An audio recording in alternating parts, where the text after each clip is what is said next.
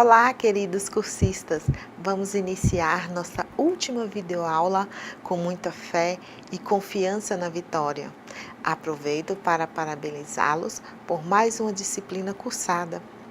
Peço que visitem a biblioteca virtual.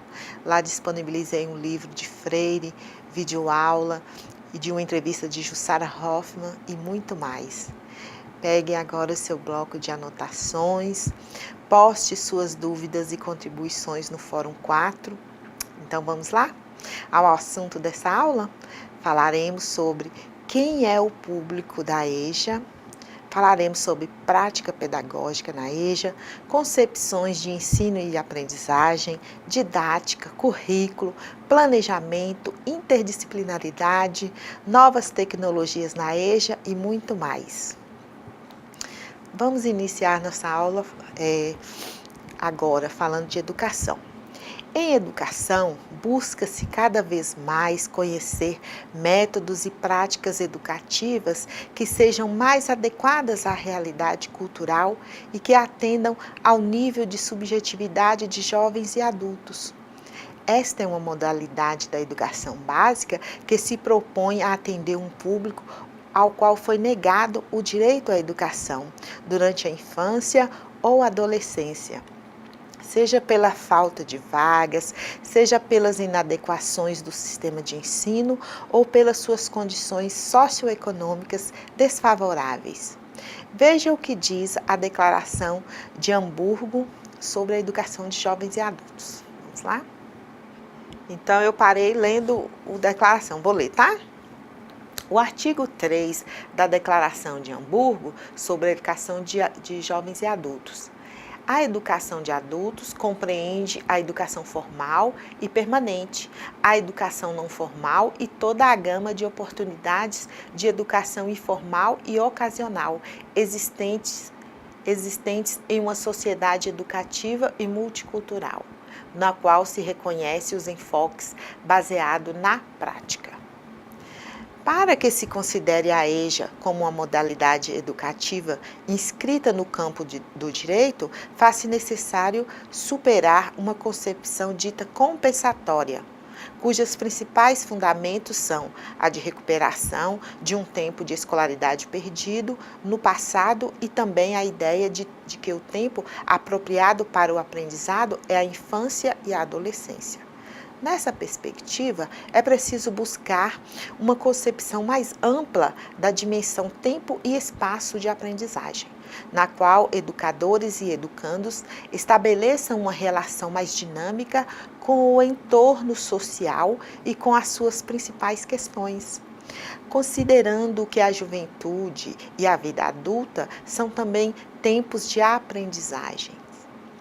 Os artigos 1º e 2º da Lei de Diretrizes e Bases da Educação Nacional, de 1996, fundamentam essa concepção, enfatizando a educação como um direito que se afirma independente do limite de idade. Para que possamos estabelecer com clareza a parcela da população a ser atendida pela modalidade EJA, é fundamental refletir sobre o seu público, suas características e especificidades. Vamos ao slide? Quem são os alunos de EJA? Vamos lá conhecer quem é esse público? São homens e mulheres trabalhadores, empregados e desempregados, ou em busca do primeiro emprego, filhos, pais e mães, moradores urbanos de periferias, favelas e vilas. São sujeitos sociais e culturalmente marginalizados nas esferas socioeconômicas e educacionais, privados do acesso à cultura letrada e aos bens culturais e sociais, comprometendo uma participação mais ativa no mundo do trabalho, da política e da cultura. Vivem no mundo urbano, industrializado, burocratizado e escolarizado, em geral trabalhando em ocupações não qualificadas. Portanto, trazem a marca da exclusão social, mas são sujeitos do tempo presente e do tempo futuro, formados pelas memórias que os constituem enquanto seres temporais. são ainda excluídos do sistema de ensino e apresentam, em geral, um tempo maior de escolaridade, devido às repetências acumuladas e interrupções na vida escolar.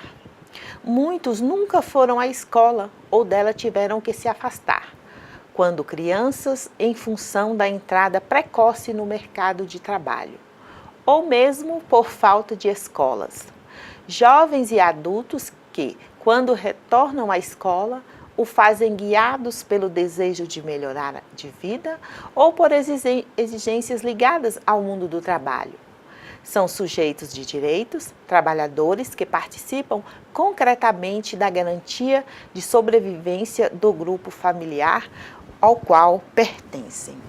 Assim, considerar a heterogeneidade desse público, quais seus interesses, suas identidades, suas preocupações, necessidades, expectativas em relação à escola, suas habilidades, enfim, suas vivências, torna-se de suma importância para a construção de uma proposta pedagógica. Para tanto, é fundamental perceber quem é esse sujeito com o qual convivemos cotidianamente, para que os conteúdos a serem trabalhados façam sentido, tenham significado e, sobretudo, sejam elementos concretos na sua formação, instrumentalizando-o pelo domínio de conhecimentos que o habilite para uma intervenção significativa na sua realidade.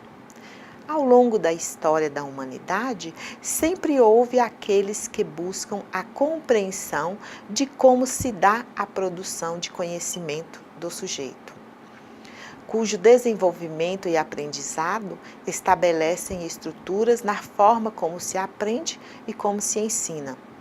Cada vez mais, os processos de aquisição do conhecimento vêm sendo objeto de estudo para pesquisadores das diversas áreas, os filósofos, psicólogos, antropólogos, sociólogos, médicos e educadores. Em se tratando do jovem e do adulto como objeto de estudo, torna-se necessário entender o conceito de adulto. Quem é esse sujeito, como pensa, consequentemente como aprende? Oliveira defende o conceito de adulto como um indivíduo maduro o suficiente para assumir as responsabilidades de seus atos diante da sociedade. Porém, diz ele, a maturidade apresenta certa complexidade para a definição de seus limites e, por isso, varia de cultura para cultura.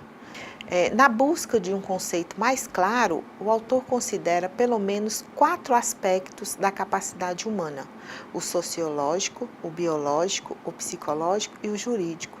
A partir dessas capacidades humanas, ele conceitou o adulto como aquele indivíduo que ocupa o status definido pela sociedade, por ser maduro o suficiente para a continuidade da espécie e da autoadministração cognitiva, sendo capaz de responder pelos atos diante dela. Para que a aprendizagem ocorra realmente, torna-se necessário a provocação do sujeito do ato de pensar, analisar, comparar, de forma que possa desenvolver a capacidade de estabelecer relações entre os conhecimentos adquiridos numa perspectiva de mobilização cognitiva na ampliação de novos conhecimentos. Aprender requer um esforço mental em que se entram em jogo as funções intelectuais da mente. Só se aprende a partir do ato de pensar.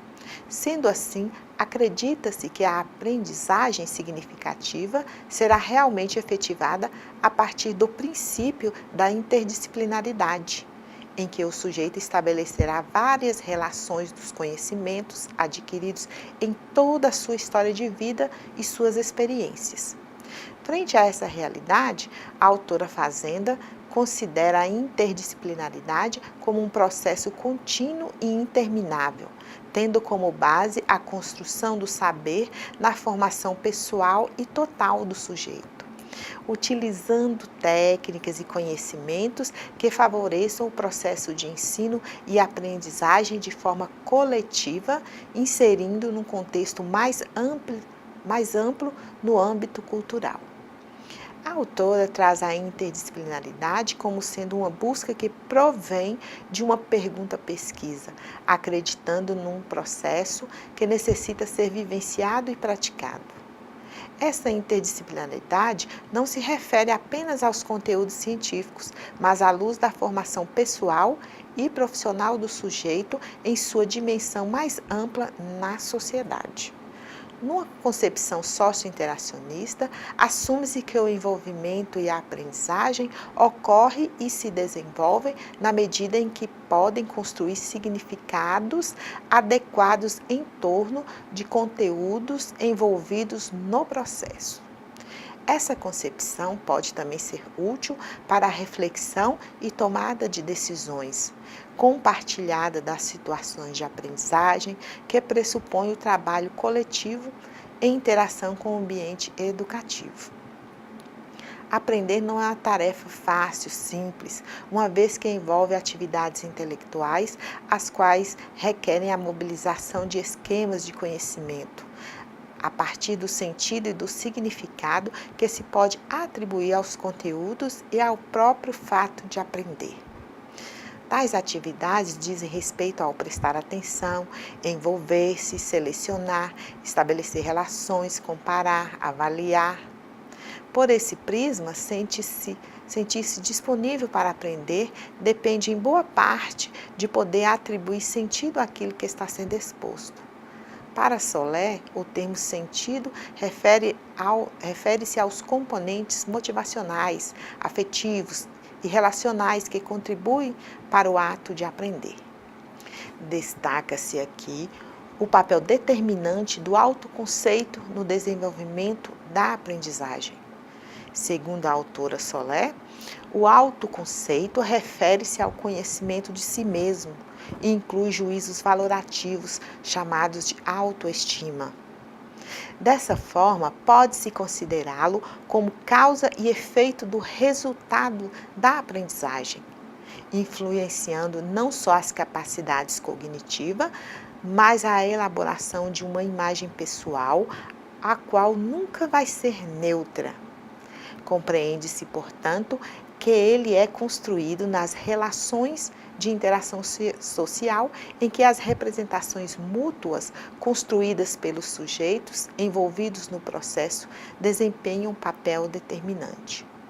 Surge o fenômeno das expectativas como propulsor de determinados comportamentos que conduzirão a situações de aprendizagem, com bom resultado ou, ao contrário, descartando a possibilidade de uma aprendizagem com êxito que satisfaça as necessidades do indivíduo.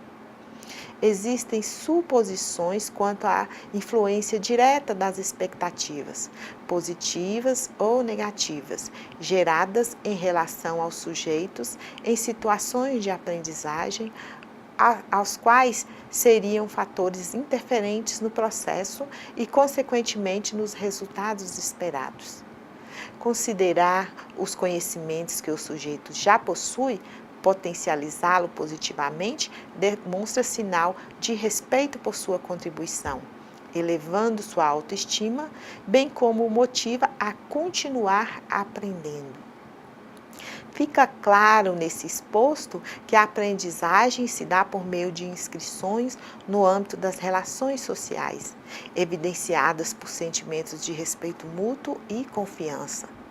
Nessas relações, abre-se espaço para os afetos com possibilidades de se enganar, de se modificar, em que as exigências e a responsabilidade, a rivalidade, o companheirismo, a solidariedade e o esforço ocupam lugar de destaque na busca de equilíbrios pessoais que fomentam a construção e a reconstrução do saber. O estar envolvido pressupõe a dinamização entre os aspectos relacionados ao interesse, disposição, motivação, autoconceito. Esses geralmente determinam de forma direta ou indireta o nível de aprendizagem do sujeito, classificando-o em aprendizagem significativa ou não. A sociedade atual exige cada vez mais profissionais capacitados, com foco na educação tecnológica, em que o conhecimento, a criatividade e a inovação são consideradas princípios norteadores para o desempenho de um bom profissional em qualquer área de trabalho. A cada invenção tecnológica se descobre uma nova função, inclusive dentro do espaço pedagógico. Seja o acesso à internet, a possibilidade de criar espaços virtuais como blogs e sites, os jogos eletrônicos, a TV digital. O que não faltam são motivos para transformar recursos tecnológicos em pedagógicos e facilitadores no processo de aprendizagem.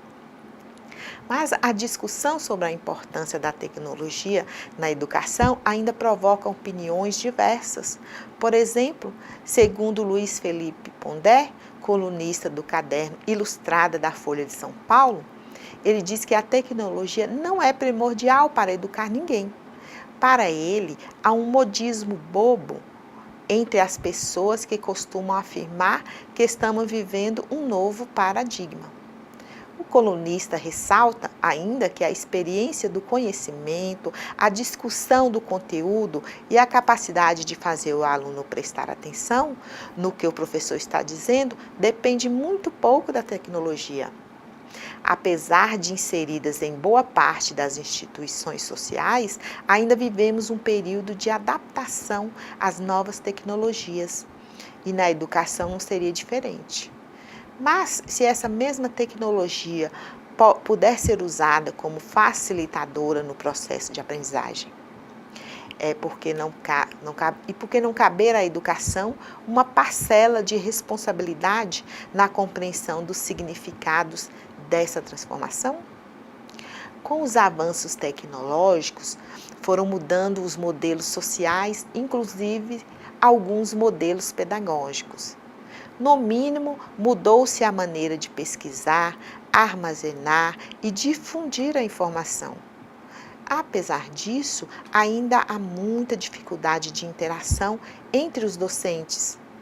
Muitos deles utilizam o computador e a internet para preparar suas aulas, mas ainda têm dificuldade de tratar os recursos tecnológicos como pedagógicos.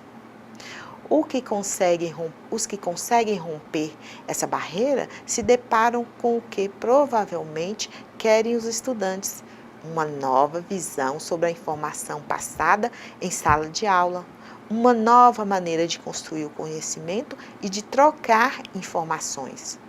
Ou seja, se adequar às novas tecnologias pode ser muito mais do que ter aulas de informática.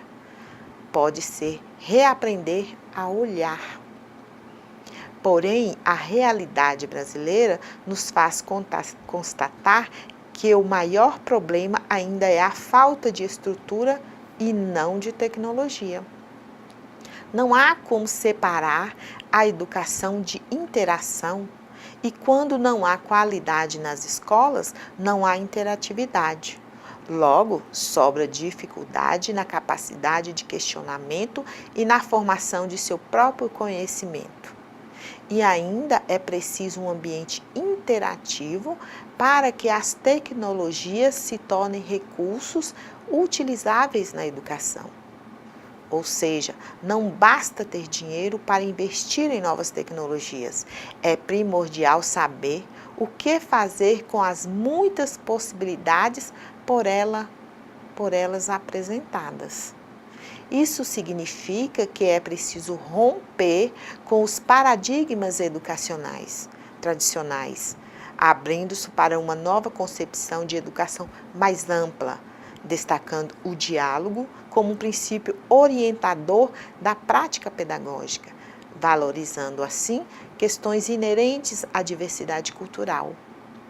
Quando se faz referência aos jovens e adultos, é importante considerá-los como sujeitos históricos, sociais, que demandam um olhar diferenciado e não apenas um olhar na modalidade das etapas de ensino fundamental e médio. Não se pode esquecer que são sujeitos de direitos, que pensam, sentem e agem conforme suas necessidades e realidade.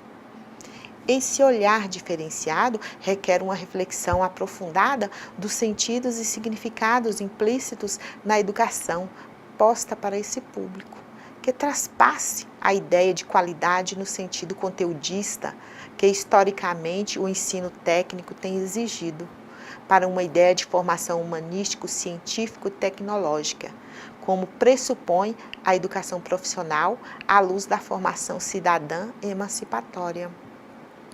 A formação integral do cidadão deve proporcionar e efetivar uma aprendizagem dos educandos, integrando os conhecimentos de formação geral e de formação profissional com qualidade, tornando possível prover os alunos com conhecimentos que antes não possuíam, ampliando o conhecimento destes sobre a realidade social e econômica, demonstrando inclusive as contradições presentes no sistema capitalista.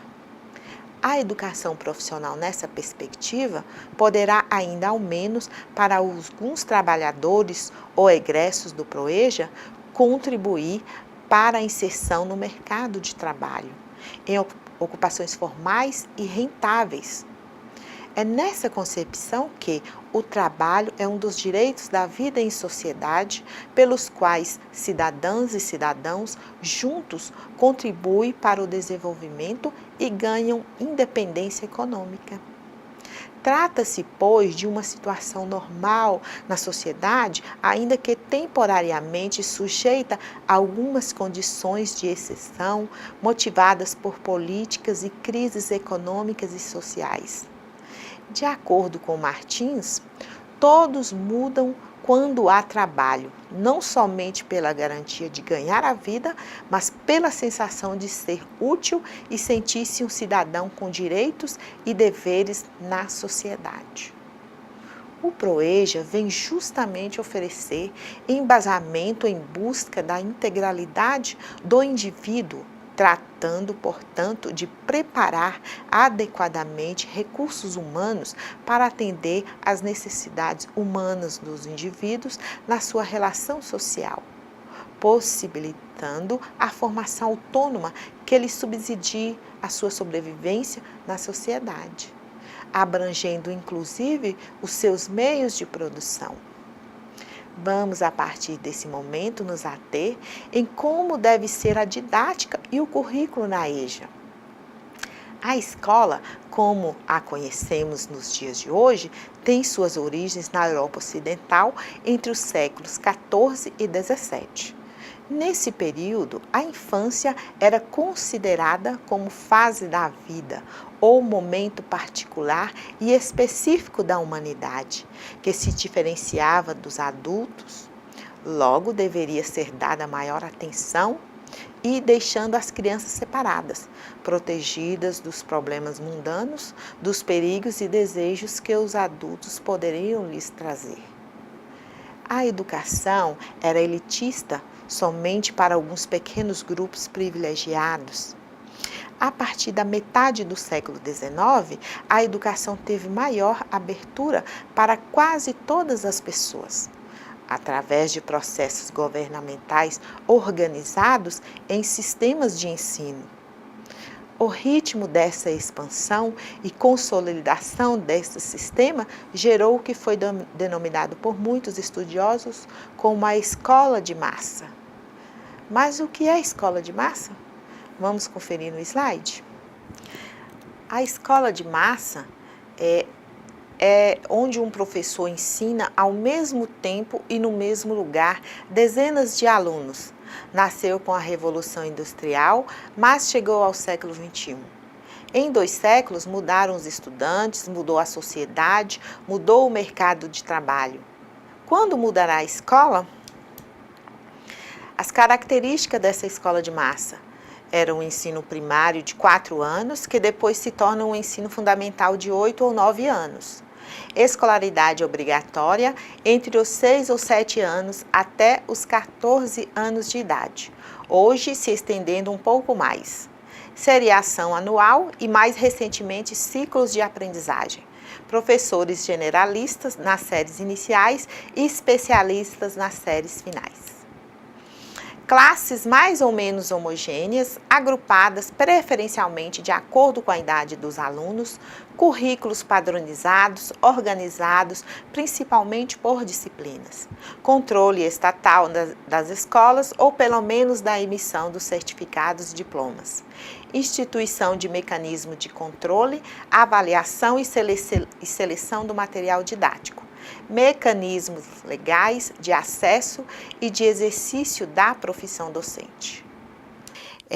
Queridos cursistas, aproveitando a gente falando das escolas de massa, gostaria que você fosse no YouTube e conferisse um clipe antigo do grupo Pink Floyd. A música chama Another Break in the Wall. E gostaria que vocês postassem lá o que vocês sentem ao ouvir esse vídeo. Se tem a ver alguma coisa com a escola de massas, gostaria que vocês ouvissem essa música e colocassem as suas contribuições lá no Fórum 4. Tá legal? Aguardo vocês lá. Apesar de possuírem bases semelhantes, cada sistema tinha as suas diferenças ou especificidades, variando de região para região. Devido às semelhanças existentes, as escolas de massas podem ser consideradas como uma das primeiras instituições globais do mundo moderno.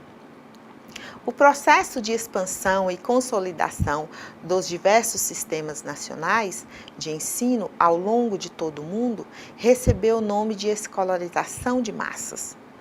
Um grupo de estudiosos da Universidade de Stanford, nos Estados Unidos, mostrou que os diversos processos nacionais de escolarização apresentam muito mais características comuns do que diferenças. Iniciada em alguns países da Europa Ocidental e da América do Norte, por volta de 1850, a escolarização de massas conseguiu se estender a praticamente todos os lugares do planeta, configurando sistemas escolares com características muito semelhantes. Esse processo seguiu ritmos bastante diferentes nos diversos países. No Brasil, por exemplo, só muito recentemente foram atingidos níveis de alfabetização e de acesso à escola próximos da totalidade da população em idade escolar. Na Europa Ocidental, isso já acontecia mesmo em países mais pobres, há mais de 50 anos. Na Coreia do Sul, esses índices foram atingidos há quase 30 anos. Como resultado de grandes investimentos em educação. O autor Jaime Cordeiro, em 2010, ele diz: a forma de organização da sala de aula, a presença de um professor para diversos educandos, o agrupamento por idade e nível de conhecimento, o ensino graduado ou a seriação, programas e currículos transpostos para atender interesses, ciclos curtos de avaliação, reforçando a homogeneidade, busca de novos métodos para uma educação mais eficiente, controle da disciplina, distribuição rigorosa de horários escolares semelhantes em todo o mundo. Toda essa semelhança educacional mundial, isto é, toda a semelhança do ensino e da escola concebidos no mundo moderno, recebeu o nome de gramática escolar. Foi também a partir dos meados do século XIX que ocorreu a afirmação plena de estados nacionais na Europa, na América e depois no restante do mundo. Esta não deve ser explicada pela imposição do modelo escolar dominante pelos países mais poderosos sobre os menos independentes políticos e economicamente, mas pela difusão da ideia de financiamento de políticas públicas de educação realizadas por especialistas, organizações internacionais preocupadas com o desenvolvimento. No entanto, a lógica de gramática escolar deve se combinar à do regionalismo, as diferenças de cada país, de cada nação, cada um com seu processo histórico, tornando cada sistema único com suas especificidades. Portanto, há muitas semelhanças em ensino, escola e em ser professor mundialmente, que deve se juntar a outra parte composta pelas especificidades regionais, peculiaridades históricas e políticas, distinguindo-se características próprias de cada país. Vamos agora aprender sobre a didática? Vamos conferir no slide? Pode? Origens e históricos sobre a didática. A didática cada vez mais tem sido objeto de muitos estudos e, consequentemente, gera muitas polêmicas com relação às suas diversas definições ou conceitos desenvolvidos no decorrer do século. A palavra didática tem origem grega didasko, que significa ensinar ou instruir. Tradicionalmente, atribui a sua fundação a um educador chamado Jan Amos Comenius. Ele é considerado o pai da pedagogia moderna. Inclusive, eu peço a vocês estudarem essa didática magna de Comenius. Vocês vão ter uma ótima influência de didática, porque ele é muito bom nessa parte. Inclusive, ele é o pai da pedagogia moderna, né? Ele foi nascido na Morávia, região do antigo reino da Boêmia, na Europa Central, hoje República Tcheca, em 1592. Morreu na Holanda em 1670, no século XVII. Ele publicou a obra Didática Magna, Tratado da Arte Universal de Ensinar Tudo a Todos. Livro considerado marco inicial da disciplina, tanto no ponto de vista da influência que exerceu na época, quanto em muito tempo depois. Comenius defendia a possibilidade da criação de um método universal capaz de orientar o professor em seu trabalho.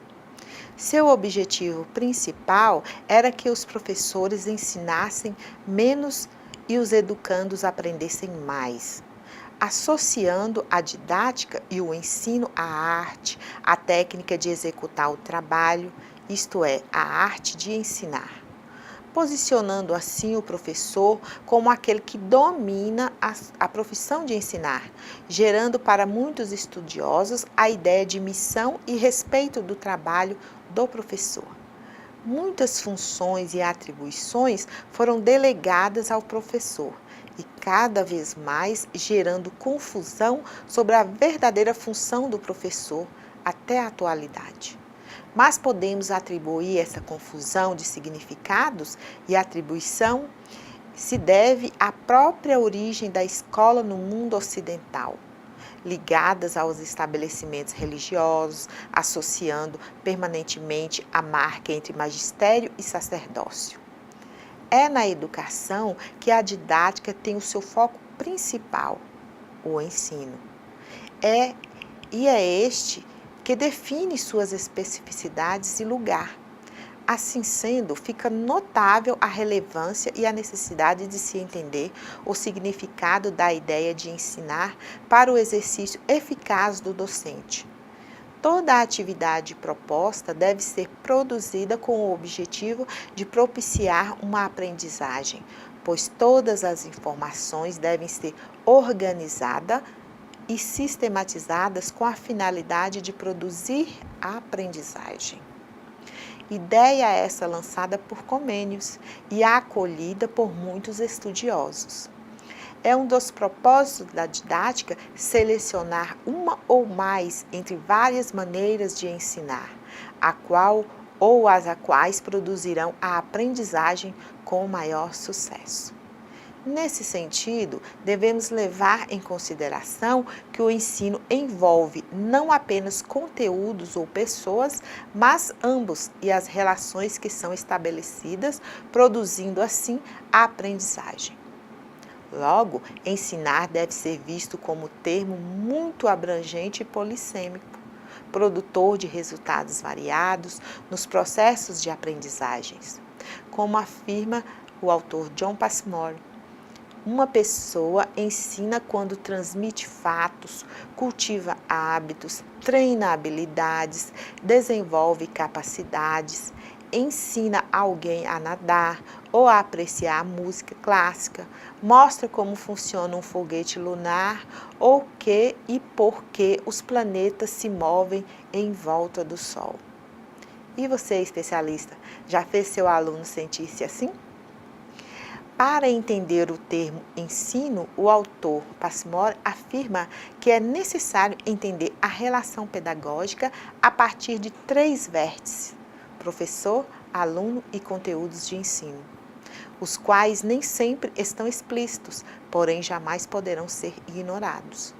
Portanto, o professor será considerado bom à medida que seus alunos demonstrem ter desenvolvido a aprendizagem. Ou seja, o professor será considerado eficaz sob o ponto de vista das aprendizagens dos seus alunos. Por esse motivo, no decorrer da história, muitos estudiosos defenderam turmas de alunos homogêneas, outros heterogêneas.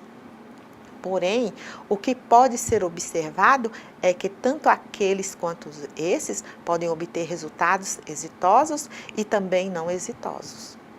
Assim, verificamos que o currículo homogêneo favorece as pessoas construírem bases para a política e democracia.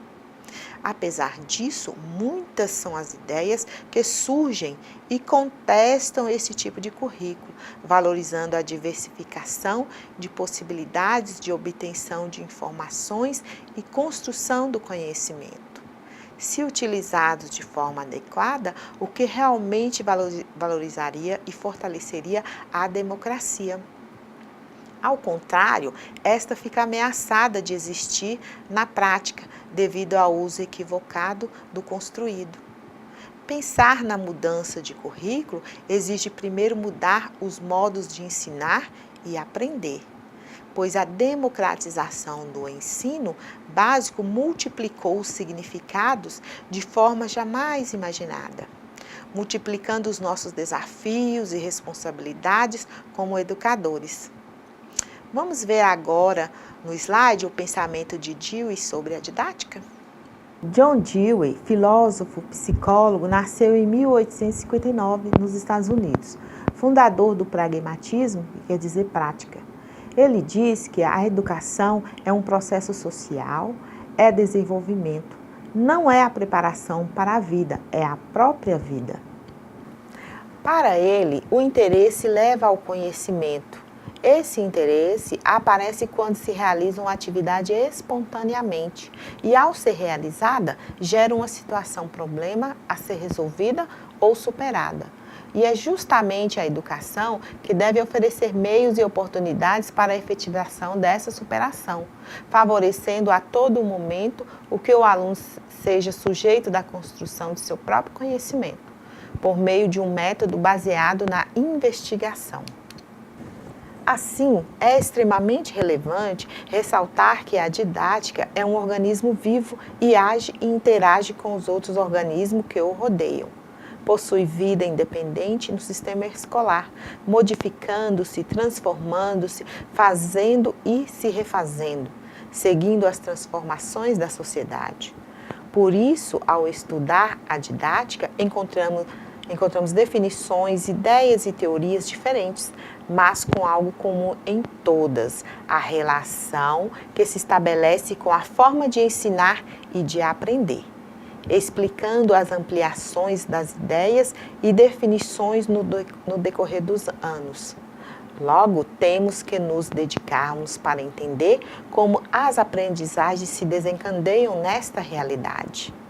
Nesse momento, cabe agora fazermos uma crítica ao sistema estabelecido no nosso país. Sim, porque enquanto professores e formadores de opinião, nunca deixaremos de criticar com criticidade, não é mesmo? Então vamos lá. O grande problema que encontramos na educação, ou até mesmo na vida contemporânea, é o imediatismo. Há uma necessidade constante de queremos resultados rápidos daquilo que desenvolvemos, sem muitas vezes os avaliarmos ou avaliarmos de forma inadequada. Sem replanejamento, sem compartilhar ideias com os outros educadores ou simplesmente aceitá-las sem questioná-las, a aceitação de uma proposta consiste acabando gerando para muitos a fantasia de demora excessiva ou perda de tempo, pois o imediatismo impede que dediquemos tempo esperando resultados em longo ou até mesmo em médio prazo. Isso pode ser facilmente percebido em nossas estruturas públicas, onde encontramos problemas muito antigos, porém ainda sem solução. A política implantada pelos diversos governos é a da destruição de projetos concebidos por antecessores, com a justificativa de melhoria e modernização de sistemas, gerando a ideia de mudança, troca ou substituição, o que é puro equívoco, pois se não houver a ideia de continuidade, tudo que foi feito não se desenvolverá como deveria, perdendo a sua eficácia e a razão de ser. Esse modo de pensar e agir deve ser reconstruído por nossos dirigentes, sejam eles de quaisquer instância ou setores, inserindo a ideia de constante avaliação de como e onde mudar ou dar continuidade às ações desenvolvidas. É para isso a importância de planejamento, principalmente em respeito àquele que mais interessa, o beneficiário, que se tratando de educação, nada mais é do que o educando. Em educação, devemos avaliar tanto no ponto de vista do projeto pedagógico, da formação docente, dos recursos e da metodologia, quanto do educando, da família e da comunidade em que estão inseridos, formando o que chamamos de processo educacional.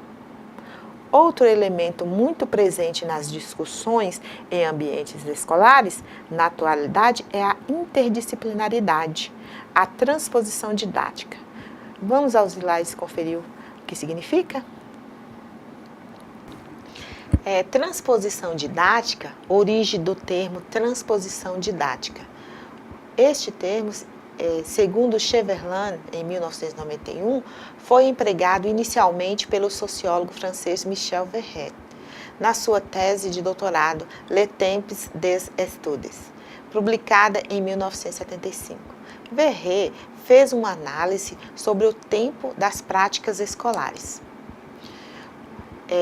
O objetivo final da transposição didática é transformar o objeto do saber, do sábio, o saber produzido pelos cientistas, em saber absorvido pelo aluno.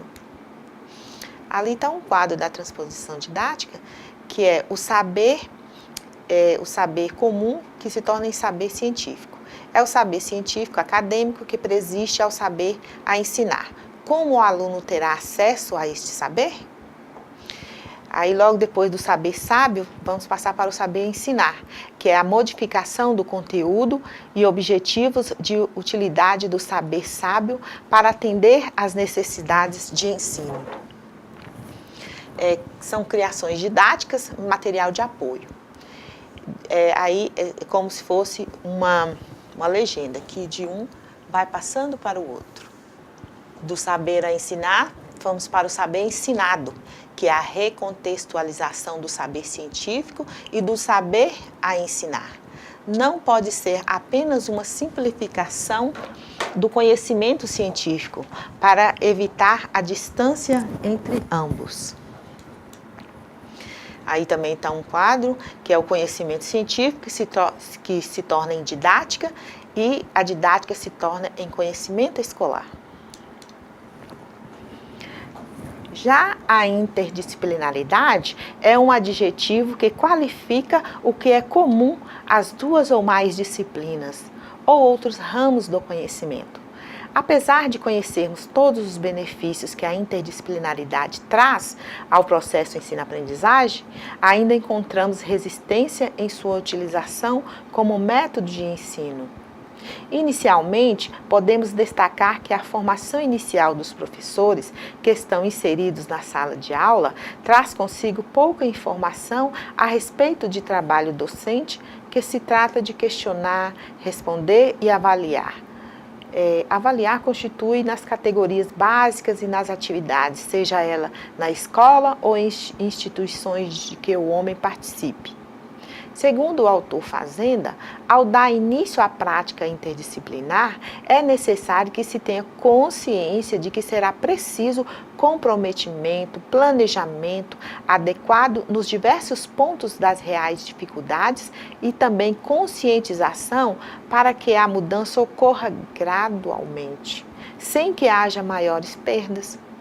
Na escola, a interdisciplinaridade ganha mais sentido no movimento que vai além da busca das conexões de conteúdos entre elas. As disciplinas visando a interação professor-aluno, aluno-aluno, escola-família, para dotar de significado os conteúdos da realidade, relação teoria e prática. Assim, mais importante que refletir sobre os conceitos e perceber o significado da atitude interdisciplinar na educação, no ensino, na formação do professor. Vamos nos ater agora, nesse momento, a falar sobre a avaliação. Como ela acontece e como ela deve ser para a educação de jovens e adultos? Vamos lá, então? A avaliação é um constante vir a ser, passando por vários processos de transformação, acarretando novas construções, tornando-se uma atividade complexa, fundamentada nos pensamentos descritivo, analítico e crítico. Esta se constitui como tarefa didática permanente do processo ensino-aprendizagem, em que o professor, ao comparar os resultados obtidos com os objetivos propostos, deve analisar as dificuldades e progresso do aluno e direcionar seus esforços em busca de melhorar suas atividades didáticas.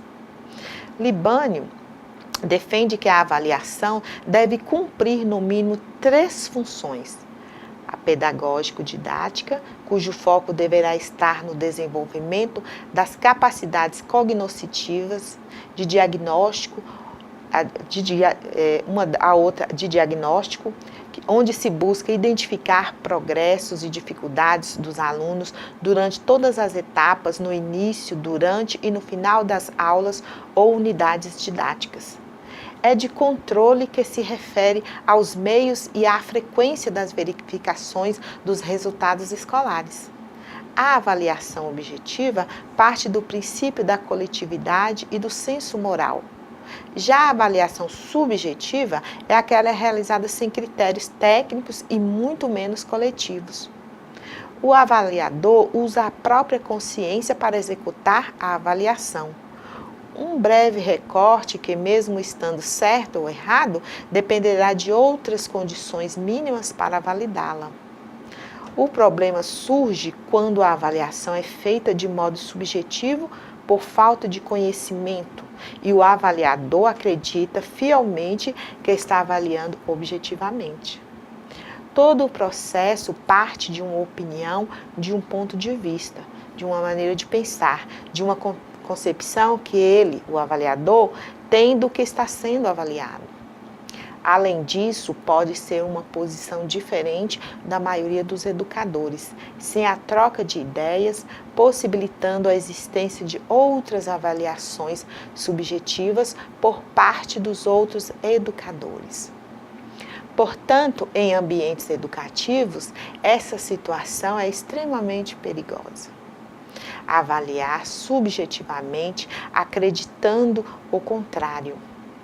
Conteúdos mais subjetivos ainda não propicia os educandos entenderem os conteúdos em suas complexidades. De acordo com Libânio, os professores têm dificuldade em avaliar aspectos como compreensão, originalidade e capacidade de resolver problemas e de relacionar fatos e ideias do cotidiano com o conhecimento científico. É bastante comum o educador utilizar provas como um instrumento de ameaça, fortalecendo uma cultura onde o aluno concebe a avaliação como ato de se verificar o rendimento, deixando em segundo plano o verdadeiro objetivo, que é perceber o nível de compreensão dos conteúdos estudados. Assim como a construção de novos significados ao que foi aprendido. O que se vê nas escolas são alunos estudando apenas para o momento da aplicação das provas. Em se tratando de EJA, os desafios e dilemas vivenciados nas práticas avaliativas no âmbito das instituições de ensino não são para menores. Não são menores. Para finalizar nossa aula de hoje, iremos falar sobre a formação de professores para lidar com a EJA. Quem são os sujeitos do processo ensino-aprendizagem? Quem são os alunos e professores da EJA? Como os professores são preparados para atuar nessa modalidade? A formação de professores no Brasil, historicamente, tem forte influência das chamadas escolas normal, que foi o locus da formação de professores até o período da reforma universitária de 1968. Quando da criação das faculdades de educação. A exceção à regra de não formação específica para a EJA teve início no final da década de 1980, quando as faculdades de educação realizaram amplo debate sobre a atuação do pedagogo e sua habilitação profissional. Resulta desse risco debate a compreensão assumida principalmente pelas instituições públicas de educação superior, de que os pedagogos deveriam ser habilitados prioritariamente como professores, podendo atuar na gestão pública da educação em diversos campos como diretor, coordenador, supervisor, mas de que sua matriz de formação era de fato o magistério dos anos iniciais do primeiro grau. A partir dessa compreensão, alguns cursos de pedagogia pelo país passam a ter ênfase específicas em sua habilitação. Dessa experiência resultam os cursos de pedagogia com ênfase em habilitação em EJA. Segundo Soares, até o ano de 2006, antes da homologação das novas diretrizes curriculares, havia no Brasil, segundo os dados do INEP, 27 cursos de pedagogia com habilitação em educação de jovens e adultos, de um universo de 1.698 cursos existentes, distribuídos em 3 das 5 regiões geográficas do país. Pode parecer um quantitativo modesto de cursos, mas já sinalizava para a necessidade de se introduzir as discussões do campo da EJA nas licenciaturas. O descompasso entre a formação do professor e a realidade dos alunos da EJA causou e tem causado ainda situações de difícil solução. Como lidar com alunos que chegam cansados a ponto de dormir durante quase toda a aula? Como auxiliar os alunos no seu processo de aprendizagem com atendimento extra ou atividades complementares, se uma grande parte deles trabalha mais de 8 horas diárias, inclusive no final de semana? Mas o desafio, sem dúvida, não é apenas o de pensar nos professores que estão ingressando na formação inicial na graduação. Assim, esse profissional do magistério deve estar preparado para interagir empaticamente com esta parcela de estudantes e de estabelecer o exercício do diálogo. Jamais um professor aligeirado ou motivado apenas pela boa vontade ou por um voluntariado idealista, e sim um docente que se nutra do geral e também das especificidades que a habilitação como formação sistemática requer.